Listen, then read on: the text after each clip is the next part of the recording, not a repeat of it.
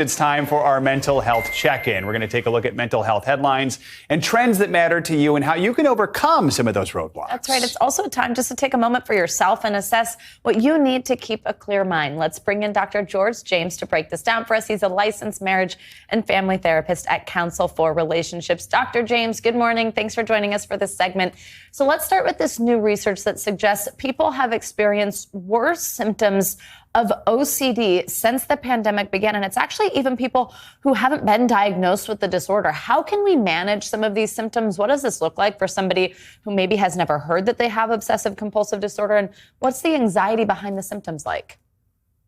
Yeah, good morning, Savannah. Good morning, Joe. And yes, OCD or obsessive compulsive disorder is where people can have reoccurring thoughts that they have to do something or behaviors where they feel like they need to do something or recurrent thoughts. And sometimes this can get to the place where they feel like they need to do something to make sure that they don't get sick or that somebody else doesn't get sick or that they might experience germs. And when you talk about those symptoms in the middle of a pandemic, it makes sense that those rates might increase, especially for those people who might not have normally had it. And what we think about is that sometimes people say OCD all the time, and it's one of those things that people share about. And it makes sense that people are experiencing this. And one of the things to do is to try to relax when you can, to know that you don't have to fix everything, and that sometimes you can get the help that you need to deal with the anxiety of OCD. We want to talk about a viral story we think everyone can relate to in some form or fashion. A group of 20 Boston moms were so exhausted by the pandemic, they met in a field to scream it out. In case you're curious, here's what it sounded like.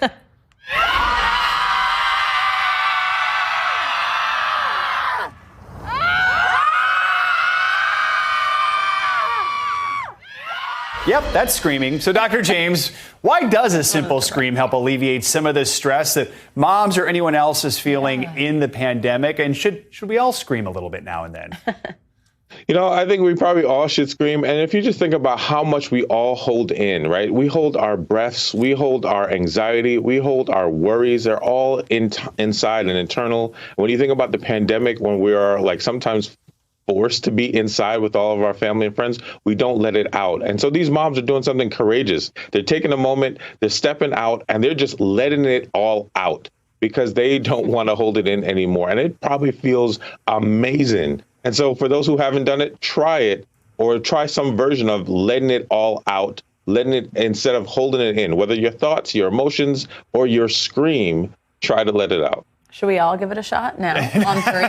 Just kidding. We don't want to scare people this early. But I do think it's a good idea. All right, doctor, quickly, before I let you go, I want to ask you about this movie, Encanto. It's been a huge hit. It's an animated movie, but it's a big hit with all ages, and it actually touches on some pretty dark themes, especially for Disney, the themes of family trauma. How can movies like this help people who are struggling to talk through their own struggles, and how important is representation like this within media?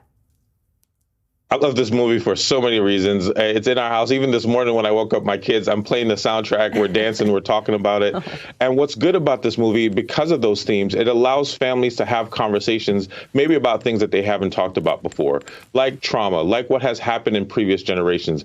And especially for families who are coming from other countries, immigrant families like myself, right, where they come from another country. My family came from Jamaica. You can talk about what happened. What was that experience? Sometimes families have had to give up and go through a lot, and also the burden on the current generation. What did they feel and what are they experiencing? The pressure to be perfect, the pressure to fix everything, or the glue to hold everything together.